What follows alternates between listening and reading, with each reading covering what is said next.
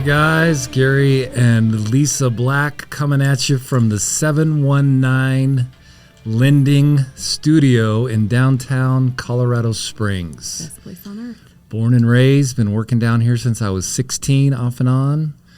Love this place. You always brag about the fact that you're a native. Come on, Colorado native. There's not many of us left. I got here as fast as I could. Hey guys, if you're watching us on video, it's because you follow us on Patreon. Patreon.com/Gary and Lisa Black, or you follow us on the Journeyman community page, which we have. We'll put the URL down there. Make sure you're joining us. We want to get exclusive content out to you guys first. We'll post them later, potentially, depending on conversations and what's happening with them on our public podcast on Anchor. Goes out to Spotify and Apple and everything else. But hey, glad you're here. If you're listening, you're missing out because the beautiful Lisa Black is once again with us. You're the only one that thinks that, but thank you, baby. Okay, I'm a little apprehensive today, babe, to start Why? this. Well, the last time we tried to do this podcast, it didn't go so well. We got into a huge fight. A huge fight. Yeah. It was all your fault. But As always. we moved past I mean, let's just be honest. Hello. No question. That's why we can't do a lot of stuff live, because sometimes I'm sending you signals with my eyes. Like, oh, okay. Too much. And I miss the signals? Stop. Is that what you're trying to say? Stop talking about that thing. I'm not ready to talk about that thing. I love it. Well, this is really important, and I think that's why we had to fight, because the enemy hates this stuff. Yeah. I'll be honest with you. This is purpose of a marriage. We want to start diving into marriage because we're going to be doing some marriage conferences. We're hoping to do one in the fall, late fall in Colorado Springs. And then next April 12th through the 15th, we'll do a clip at the end here. We're going to be joining two of our old world race coaches who we love deeply, Jennifer and awesome. AJ. Yeah. AJ's they're a actually stud. very cool. Yeah, so is Jen. Yeah, there's two studs that have joined studliness, and now they're taking over the world. Studed and studliness. Yeah. I like it. But this is purpose of a marriage, difference between covenant and contract. Yeah, so important now. There's a couple different things that are happening on the earth on this subject that I find fascinating. Okay, tell us about that. Well, we're going to make a really strong argument for covenant, but it's hard to have that sales pitch with this generation, because we've got a generation that's trying to avoid pain. Yeah. And part of their idea of like how I can avoid pain is like, well, my parents' marriage is a disaster, or I don't know anyone happily married, so I'm just not going to get married.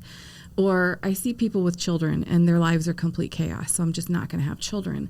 And it's hard to sell a product that's going to cost you your life. It's hard to sell a product that says, like, this is till death. And you cannot plan where the pain's going to come from. Because you can do, if you've read my book, I mean, part of the point I'm making in my book is I really did everything right till I was 25. You know, I followed all the rules, and I thought, well, that means I won't have pain, because I was super judgmental towards people who had pain. I was like, well, if you hadn't done that, you know, it was that A plus B equals C thinking, which is religious. I was very religious. Right, and linear. Very. And God thinks, he says, it's 2, so 1 plus 1 has to line up with this. Yeah. Instead of us, 1 plus 1 equals 2, God says, this is how it is. This is covenant. Now you line up with that. Well, 1 plus 1 equals 1. There you go. There, yeah. Nice. It doesn't make sense. Good play. Okay. And good shout out to All the Sacred Things, Lisa's book. If you haven't read it yet, make sure you have got that off Amazon. The reviews are like flooding it. They're always good. Like, there's probably some people that hate me and hate the book, but they just haven't really said anything. But generally, I'm only getting the nicest messages. Well, just now, the lady who set us up in 719 Lending, Marquise, she's amazing. She just finished it and said it's the best book I've read. Buying it for other people. I know. That's so cool, because I wanted people's lives to be transformed by it. So that was worth it. Okay, so we have a generation that's looking at this and going, I don't want to do it because they don't want the pain. They have no idea where the pain could come from, so that's scary. It's unpredictable. Yeah. And they look at other marriages and they go, okay, that doesn't work. And that's valid. Absolutely. And I do think, like, we sometimes don't take our responsibility as elders seriously. And by elders, I just mean you've lived on the earth for a while and you've had some pain and you've had an opportunity to overcome that pain. And some of that's going to be through your marriage and some of that's just through life and some of that is through having children. But we could do better. We could do better. Like it happens to us all the time. People are just like, I love what you guys teach, or I love what you say, or I love, the way that you are with your children. But most people say to us, I just love your marriage. Right. I love that you guys are in love. I love that there's heat between you. Well, we hear a lot. You're the only marriage that we see. No pressure. Right. So when we got in a huge fight trying to produce this very subject months ago, it was kind of that, like, we can't fail. Like, there's people watching us, and it's a bigger responsibility than just you and I. Well, and I honestly like that. I take that pressure and you that reality. You do really well with pressure. Well, I do. I think, again, what the generation's missing is responsibility. Yeah. We've taken the pain away. We've taken responsibility away. We feed them everything. We tell them they can do anything they want, right? And so tell them they can be whoever they want. It's taken the responsibility, the weight of carrying that character, carrying that covenant away. Yeah. And so it's easy to walk away and it's easy to cheat. And when things get really, really hard, which they always will. They will. And the only thing that we know how to do is give you tools how to get back out of the ditch when they do get bad, because they will. But the point is staying in it, staying with it. Yeah, and that's what makes me sad. Like, one of my favorite movies of all time is It's Complicated with Meryl Streep and Al. Right. It's hilarious, but it's a really good picture of a couple that had circumstantial issues in their marriage, like working all the time or trying to build their career, having 3 kids, just normal life stuff. And they separated. And 10 years later, they end up sleeping together and questioning, like, should we have broken up? And it's a great picture of, like, what is, like, devastating circumstances that you can't rise above, which there are. Like, there are things like that could happen in a marriage where there is no saving it. There's nothing to save. Right. But most of the things that we fight over have to do with our pride and our ego and our lack of humility and looking at ourselves. Absolutely. And pointing at our spouse most of the time. And so whenever people come to us and they're like, hey, our marriage is broke, if you meet with a young man and he's got a story about his marriage, at the end you're like, well, I haven't heard her side. Absolutely. Every time. Yeah. And anytime I have a young person come and tell me how horrible their parents are, I'm like, this could be one of my kids. And then we meet their parents and we're like, they're awful. Right. Yeah. So you do want to hear both sides. Yeah, and you do. I will say, again, I walked through a horrible, miserable, adulterous divorce. An abuse. You were in a severely physically, emotionally abusive relationship. And so there are times, and I was not perfect in it at all. I know, but what I loved about you is you didn't leave. She left. Yeah. Because I know you. You're very loyal. You would stay tortured in order to save your family. I was tortured. You were tortured. And I refused to get divorced. But you took your kids with you. Yeah. And that was the problem I had with a lot of the people we knew at the time is I understand if you've got to get away from a person that's mentally ill, but you can't leave your kids there. Right. You can't leave your kids in that mess. Yeah. But you don't fight through your kids with your spouse ever. And that damaged my boys for sure.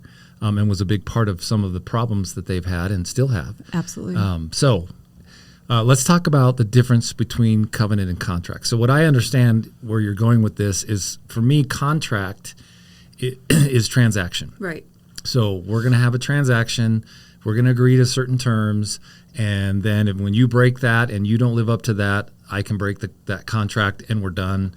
You're probably going to sue me like we do everybody these days, but that contract's finished. Yeah. Covenant is what? It's not of this world. It isn't. It is a complete. It is supernatural. Yeah, the place we have to start is the fact that God did design marriage, and that He never creates anything with the idea that it will fail. So He's given us everything we need to have successful marriages. It's really up to us. And I think the number one killer of marriages is pride. Is people would rather die on a hill that says I'm right than humble themselves. I mean, I'm wrong all the time about lots and lots of things. It was really hard for me to admit that until the last couple of years. I really was like always looking at what someone else did wrong or how they wronged me.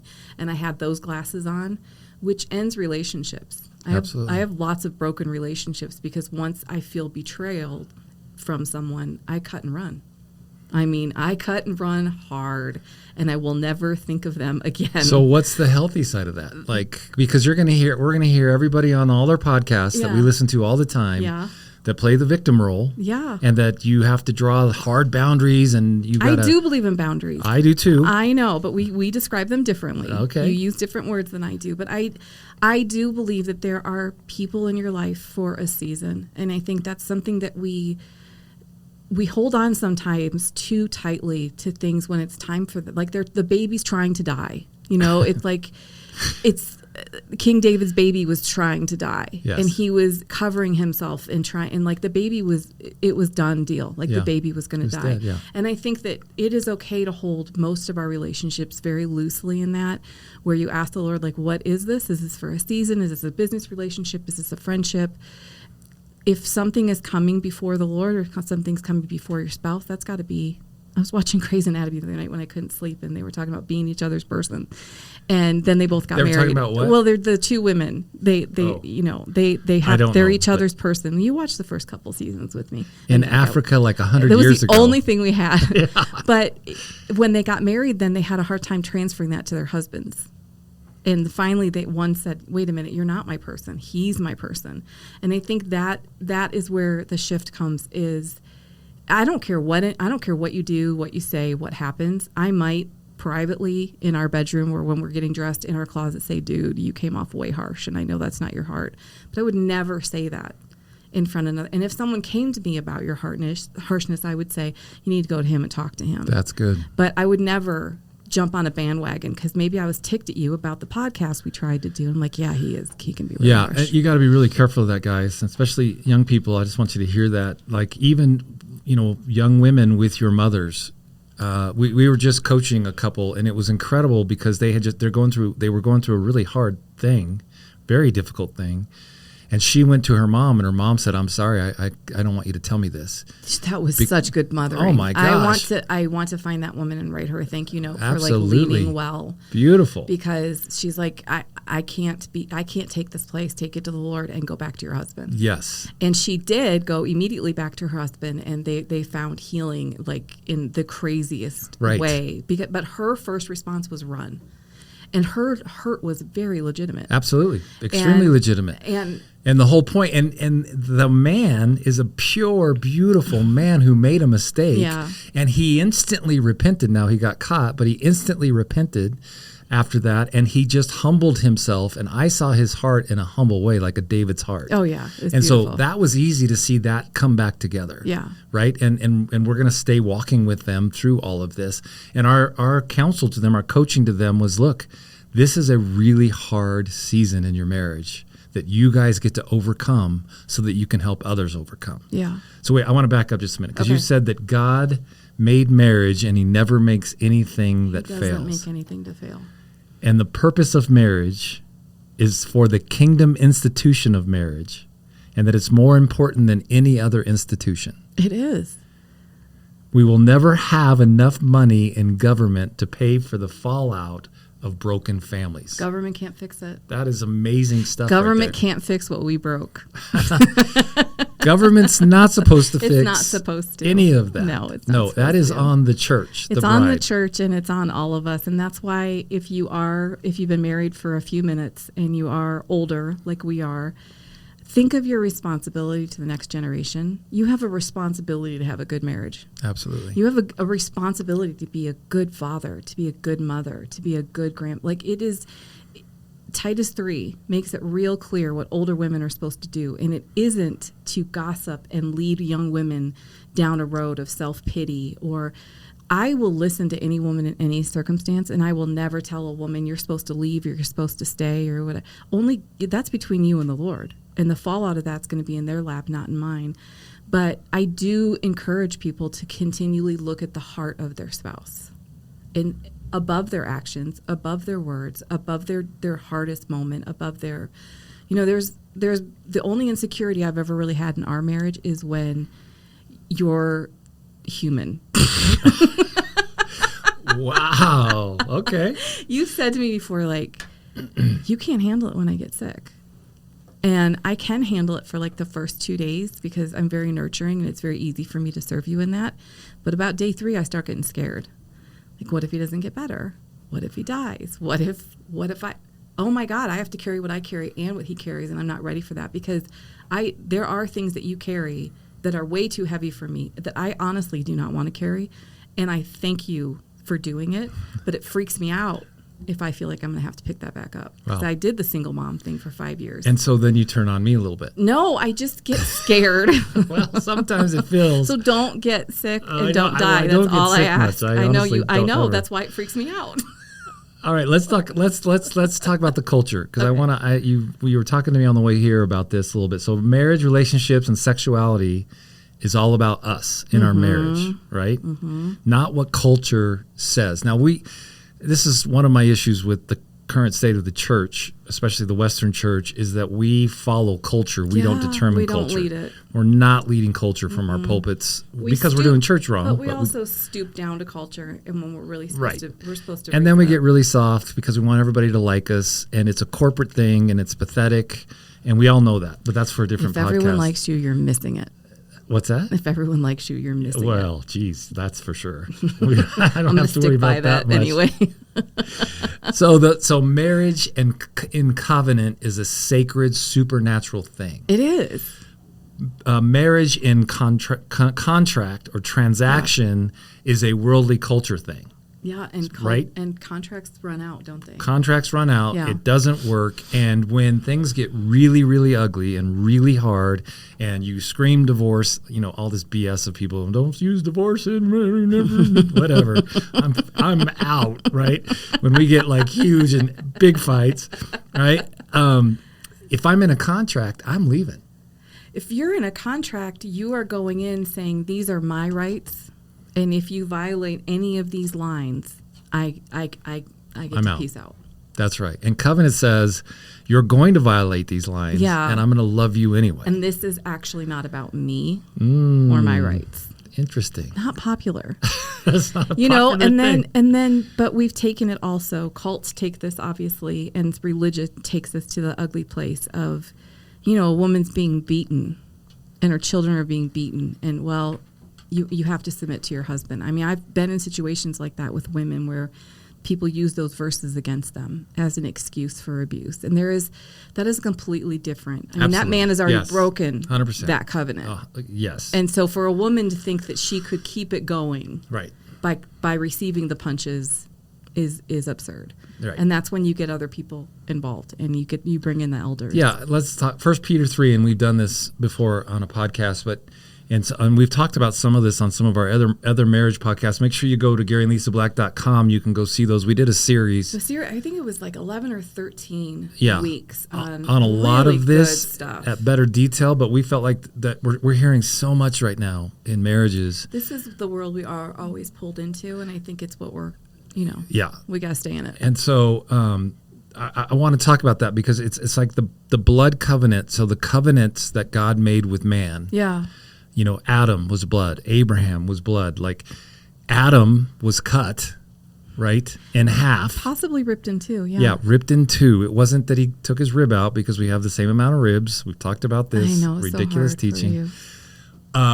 He was literally taken in half, put to sleep, taken in half, and Eve was inserted inside of him to become his partner. It was violent. It was a violent act. It was a violent, bloody act. And marriage can be a violent, bloody act. Isn't it how we make everything so pretty? Like, I grew up with my little children's Bible, and Jesus had blonde hair and blue eyes, and he was super clean. And it was just very peaceful and good. And when they showed him on the cross, they showed like one little dot of blood or whatever. Like we don't like to associate scripture with violence, but it's full of violence. Full of violence. Full of violence. Absolutely. And in a lot of the Old Testament, we blame God for killing people. God didn't kill people. They took their own lives because they wouldn't obey. And God's a covenantal God. So God would say, okay, you're killing your baby. Stop. You're killing your baby. Stop. You're sacrificing your firstborn on an altar that's burning them alive. Please stop. After hundreds of thousands of babies' cries, he finally said, enough. I'm a covenantal God. Yeah. And wiped them out. Yeah. I would do the same. I probably wouldn't be as patient as God is. I wouldn't be that patient. Right. First baby, it's killed. In your marriage, in a covenant, That is the same thing. It's Yeah. like if there's adultery and abuse and horrible things going on, Peter says to the women, you're saved, your men are not. I know they're abusing you, but you could be a picture of Christ to them. So hang in there a little bit, submit to them in that, and let's see if God's going to heal them.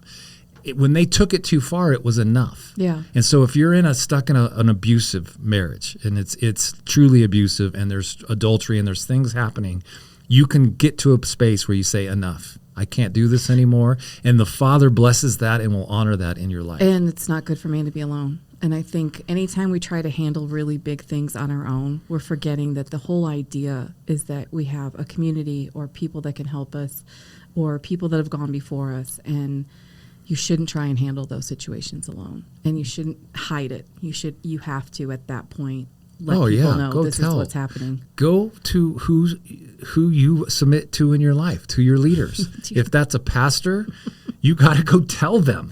And if you guys are on staff at a church and they try to protect the man, leave the church. This is not that difficult. Do you remember that time we God. we had that youth group? It was like 20 some years ago. And the woman came to us and she's like, he hits me, he's hitting my back. And she showed us the bruises and everything. And you didn't say a word, and I didn't know what you were thinking.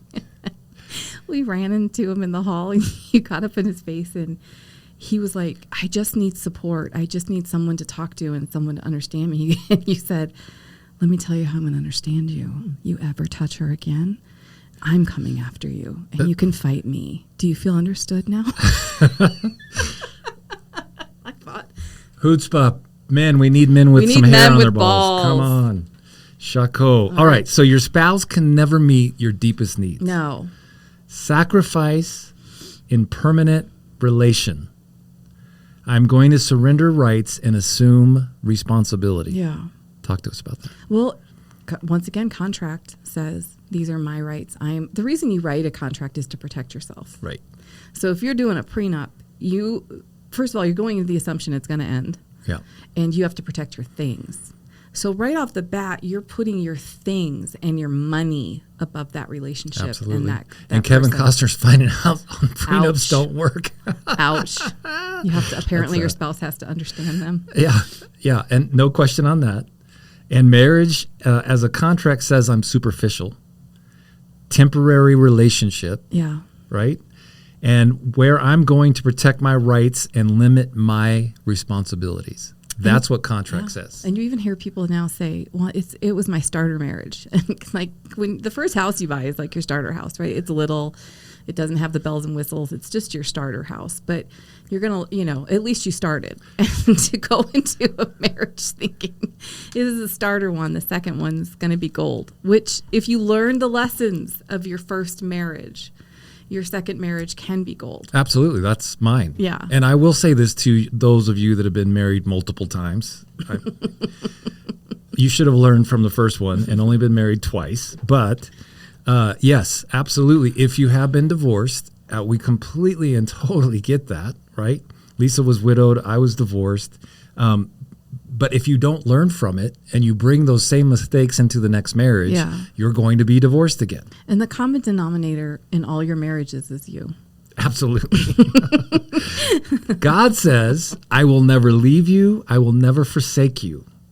Marriage covenant mirrors exactly that. Mm-hmm. Men, you are to serve your wife as Christ is to the church, to the bride. How is Christ to the church? To death. To death.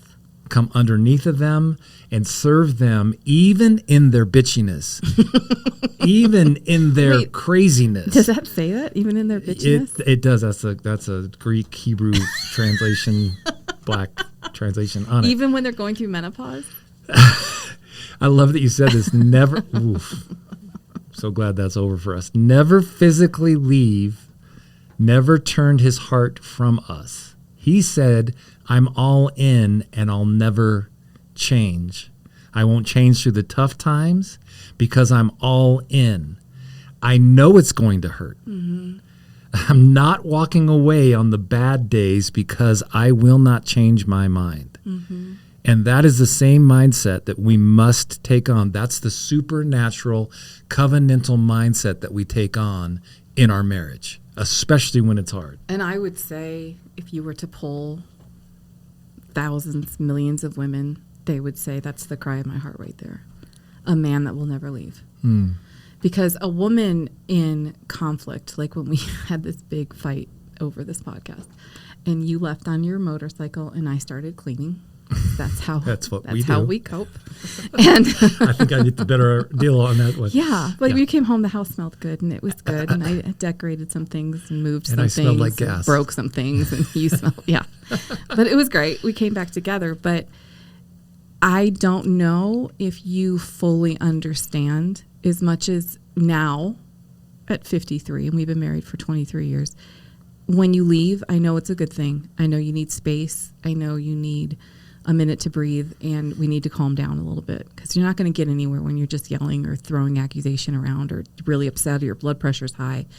But when we were young, and I felt abandoned by my first husband. Yeah. I really felt like he was just like, good luck with the kids and my family and the chaos. I'm going to go golf with Jesus. So I really did feel like he just kind of bailed. And he left me a big mess to clean up. And that little girl is still in me sometimes. And when you would leave when we were young and married and had lots of little children, I didn't see it as you stepping out to cope and come back and be a better husband. I thought it was over. And I've had that conversation with so many women. And you know that I'm freakishly secure. And I can be incredibly independent. And I can do my own thing. And I've never been dependent necessarily on a man, but I am dependent on you.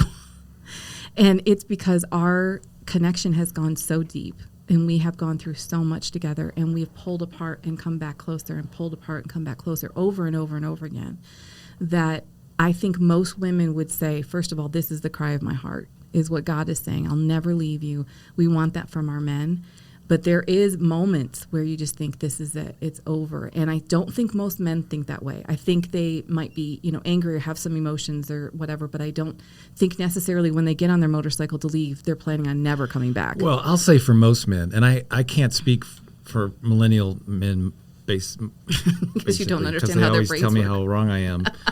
As most men my age, we are not. We fought and we're like, this was like a 5, and to a woman it's a 10. Yeah, and should be, because it's your security, and it's become such a huge part of you that the thought of losing that is so devastating. Yeah, and I think again we've talked about this a lot. This is the way our brains work. I can compartmentalize, get on the bike, start praying in the spirit, and calm. You're still connecting. It's all everything, connected. Yeah. And so we and you have to learn that about each other.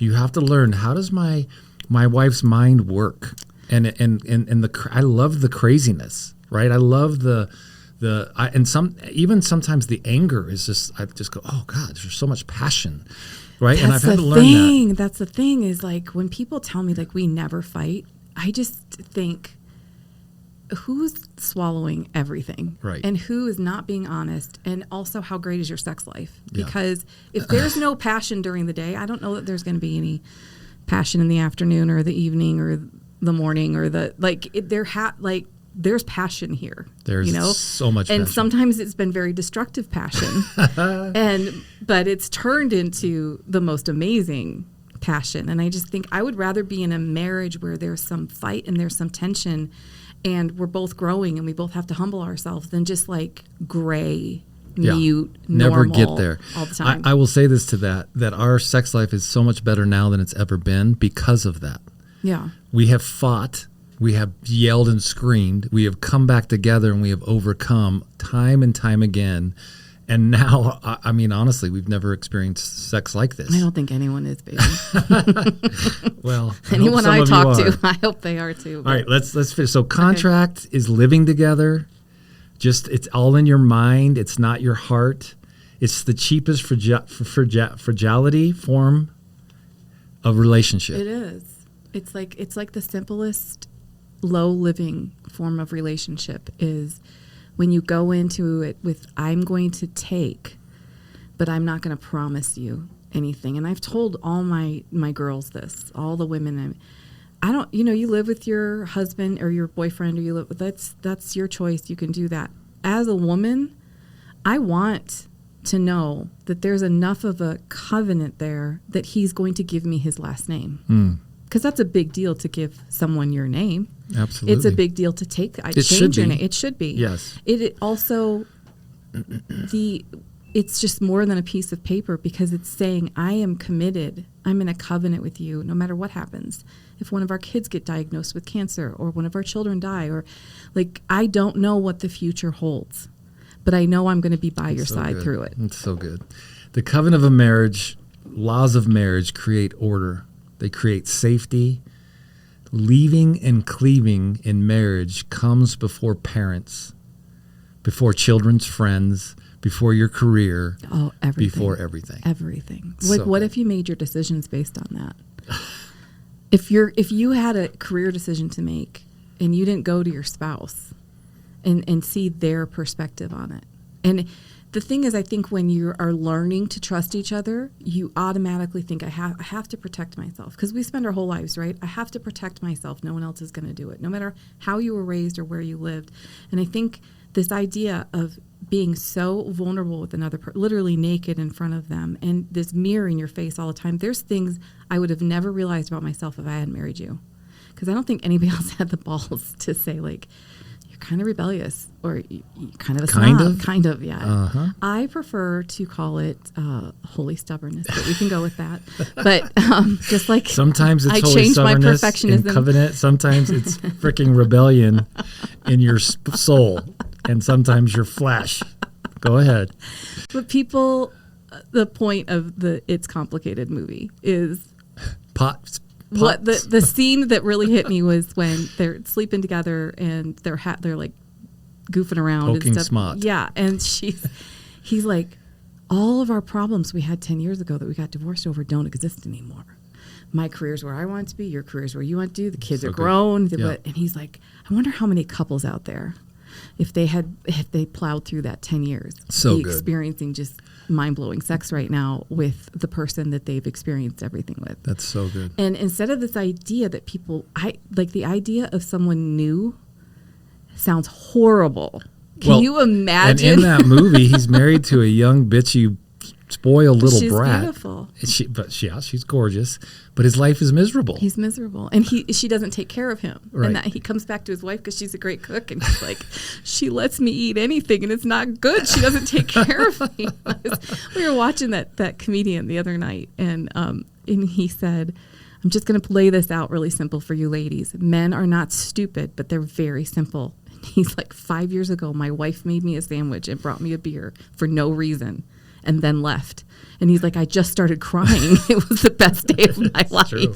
It's so true. And so I looked over, I was like, seriously? Because I've been making some killer sandwiches lately. Like, I've taken it to a whole thank God you're I know. back. Because I let my guard, when the kids all moved out, I was like, thank God. I don't have to think about breakfast, lunch, and dinner. I don't have to think about all these things. And I kind of just retired my brain. Yeah. But one day you were like, I saw you in the kitchen. I saw you in the kitchen. You looked so sad. And you just kept opening the refrigerator. No, I can survive. I'm a survivor. No, and you're a great cook. You just do it way better than I do. But I forgot how important that was to you for me to feed you. So I've been like, yesterday at breakfast, lunch, and dinner, I crushed it. Okay, you did crush it. I had steak and potatoes. My God, a blue cheese wedge salad. Men, shako. I'm a goddess. I know. All right, give us some practical things to end on.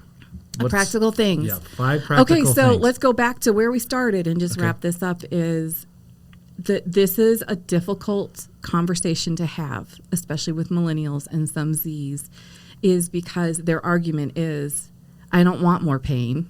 You don't know what my childhood was like. I can't, I'm just going to live for myself, and then I don't have to experience any of this. You're missing out. Yes. You are missing out on, first of all, growing as an individual. Nothing will grow you up like a marriage will, because nothing is in your face. Like, your boss is never going to be that in your face, and you're not going to have intimacy any other place like that. So it's the most important relationship you ever have. And people not pushing through the hard times and giving up. And I'm talking about, financial stuff or career, or maybe he wanted to move to a different country and she didn't. And, you got to ebb and flow. Right. Like, or a baby that is special needs. Yeah. I mean, things you just don't know. One that dies. Those things come to your marriage. Yeah. And you still press in. But if you go back to the original, like if you go back to your, like people should, there's a lot of times we're at weddings and I think, are they even understanding the vows that they're making? Because vows are. No, there's no way you could. But I want people to. I want people to like take it seriously in the way that it is a sacred thing versus the fear of the unknown and what could go wrong. There's so many people that are afraid of what could go wrong. They're missing the day. And I think one of the things you've taught me the most is like, we're here now. And this is today. And we don't know what's going to happen tomorrow. But let's like breathe deeply in this moment, and let's be fully connected in this moment, and let's be together and let's be on the same page. And then if Tuesday and Wednesday come and they're totally crazy, it's okay. Thursday's coming, right. You know? And I don't think we freak out like we used to about what's going to happen, because we go back to, wait a minute, this marriage is beyond us. It has its own life. It has its own entity. It's like the Black's marriage is separate almost from you and I, but it's fully you and I.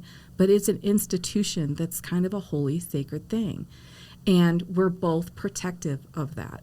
We're both aware if another man or a woman is getting too close or too intimate or too flirty or too, like, we're going to cut this off right here. Right. We're not going to go down this we're just road. not going to play with it at all. No, we're not play with things. Okay, so, and again, let me say this real quick. We do have a lot of millennials marriages that are thriving, and we love, and we're in them with them. We're coaching them. We're watching them from afar. It's so fun. So proud of it's so fun when they really just call to tell us, like, this major thing happened. It almost tore us apart, but here's what we did, and here's where we are. And we just get to celebrate with them. Absolutely. And our Noah, who's almost 21, is going to marry his Haley, who's 19, very soon. We love that. We love young marriages. We know that if you come in there contractually with a transaction, it's going to be so much harder and it's easier to walk away from. If you come in understanding covenant and purpose, then you know you don't get to walk away and you make it work. And then it just starts to work, and then God comes on it, and then it becomes amazing, and then you go back a step or two, but you have tools to get back to where it is. Exactly. So what is the purpose of marriage, Lisa Black? The purpose of marriage is the mirroring of Christ and his church. It's the mirroring of God and us. It is an everlasting covenant that goes far beyond human emotion, even human need. It goes to a place that says this is a never-ending, eternal situation. The thing I don't really understand is apparently the afterlife. There's no marriage and there's no sex. So I guess you and I are going to have to just get on our Harley and be we'll friends. Know each other, so we'll see what happens. We'll just fist pump. That's when that holy rebellion. I'll be like, I know they said there's no sex in heaven, but I guarantee you and I can find a waterfall to hide behind. Okay, bad theology. Anyway, all right, guys, listen. GaryandLisaBlack.com. You can join our Patreon there. You can give to our foundation that we have set up in Michael's name. We need your support. We want to keep doing these. We want to do a marriage conference or intensive, a weekend time with people every quarter if we can. Yeah. We're just trying to raise about $100K this year so that we can do that. We're planning. We're hoping to go back to Mexico in October. It's 2023 right now in mid-August. And we want to go, and we know we have to pay for that if we're going to go do that, right? And there's a lot around that. We just did a podcast on that. It came out today, actually, so make sure you listen to our time there and how it marked us and what God's doing down there and on the planet. So we need your support, and we would love if you consider that, pray into that, and then give us billions of dollars. So that we can go do these things. I don't need billions of dollars. Thanks, baby. This was fun. I could use a $100 bill. Okay, $100 bill. All right, baby. Love you. Hey, guys. Gary and Lisa Black. We are planning on some marriage weekends. I'm so excited. Yeah. And so we want to do one every quarter starting late this fall. Yeah. Late October, early November in Colorado. Yep. So we're looking for a venue. We have lots of people interested, so we're just looking for the proper venue to make it affordable for everyone. Yes, we want it affordable. We want it inexpensive. It will not be cheap. It will be intense. We plan on bringing some other people in. We Yeah. want to do sessions with you. We want to do individual sessions. We want the men breaking with the men and the women breaking with the women. We have, so we're planning that for this fall 2023. So if you have contacts to venues, if you want to be a part, make sure you hit us up, email us, go to GaryandLisaBlack.com. You can email us right from our website. And then in April, New Hampshire with AJ and Jennifer Hebert, two of the coolest people we've ever met. World race coaches. People we love would them. definitely hang out with all the time if we lived closer. Yes. But our hearts were connected, and they've got married couples all around them that are just saying, hey, we're at a really difficult time, or we just want to thrive, or whatever it is. But those two are always out there with the people, and they have a pulse of what's they're happening. working hard. They are working really hard. And they've dealt with some stuff in their Huge marriage stuff, and have broken through. Yep. And so we're going to do a marriage retreat with them and some others. April what? April 12th through the 15th. In New Hampshire, it's going to be killer, and we're going to do some outings that'll be awesome too. Oh, really? So make sure you join us, be praying for us. Let us know if you have any ideas. If you want us to come to your region and do a marriage conference with your people, hit us up on that as well. Gary@theblacktribe.com, Lisa@theblacktribe.com, and you can contact us right from the website, GaryandLisaBlack.com. God bless you guys. Thank you.